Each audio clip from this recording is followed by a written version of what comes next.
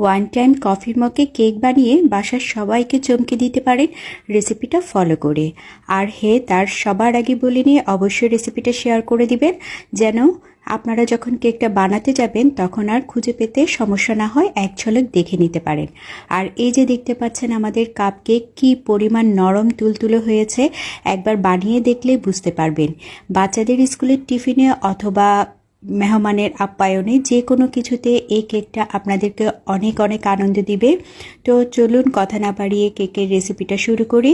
যারা আমার YouTube channel থেকে দেখছেন অবশ্যই চ্যানেলটা সাবস্ক্রাইব করে দিবেন।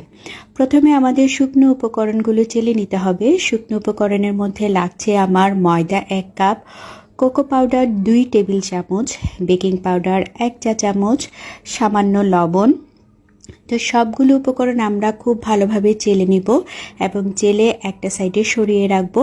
পারলে এগুলো ঢেকে রাখবেন যেন এর কার্যক্ষমতা না কমে। আর সবগুলো খুব ভালোভাবে মিক্সড করে নিব। এবার একটা শুকনো বাটিতে 2টা ডিম নিয়ে নিয়েছি। ডিমটা অবশ্যই রুম টেম্পারেচারে হতে হবে। আর আমাদের চিনি লাগবে 1/2 কাপ। চিনিটা আমরা কয়েকটা ধাপে মেশাবো। চিনি এখানে আপনারা 1/2 কাপ থেকে 1.25 কাপ পর্যন্ত দিতে পারেন, তবে আমার কাছে 1/2 কাপের চিনিটাই একদম পারফেক্ট মনে হয়, সেজন্য আমি এখানে 1/2 কাপ চিনি দিচ্ছি। তো চিনিটা খুব ভালোভাবে মিশে যাওয়া পর্যন্ত আমাদের অপেক্ষা করতে হবে।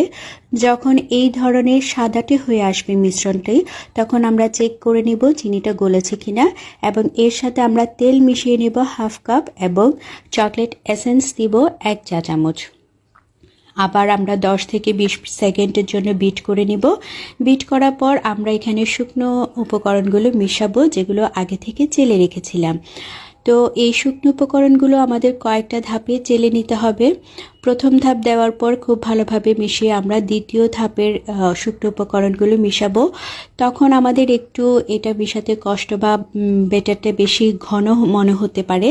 তখন আমরা এখানে 1/3 কাপ কুসুম গরম পানি মেশাবো, তাও 2টা ধাপে। কুসুম গরম পানি বলতে একদমই অনেক বেশি গরমও না, আবার রুম টেম্পারেচারও না। মাইক্রোওয়েভ ওভেনে 10 সেকেন্ড গরম করে নিলেই হবে, অথবা একটা আঙ্গুল দিয়ে সহ্য করার মতো গরম থাকলেই হবে। এরপর আমরা খুব ভালোভাবে ব্যাটারটা মিশিয়ে নিব, যেন কোনো ময়দার লাম্পস বা দলা না থাকে। আর আমাদের ব্যাটারটা একদম পারফেক্ট হয়েছে কিনা বোঝার জন্য আমরা একটু উপর থেকে যদি ব্যাটারটা ঢালি ভাঁজ ভাঁজ করে পড়ে, তখন মনে করবেন একদম পারফেক্ট। এরপর আমরা কফির মগে ঢেলে নিয়েছি।